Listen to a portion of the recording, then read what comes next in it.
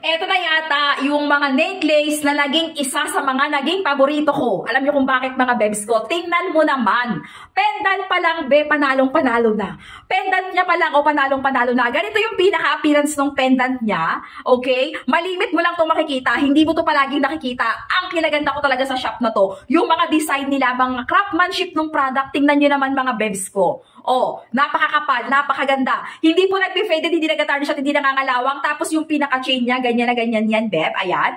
Quality, pag suot-suot mo, napaka-simple lang, sobrang minimalist lang. Ayan ang pinaka-appearance pag suot-suot, discounted. Pwede mong i-swimming, iligo, beb. Magdadagat ka, walang problema, go ahead. Hindi siya nangungupas, hindi nagbabago ang kulay. Kahit buhusan mo ng Sonrox, pwedeng-pwede. Sinasabi ko sa inyo to kasi proven and tested ko na yung shop nila. Talagang quality yung mga product, mga jewelry na binibenta nila.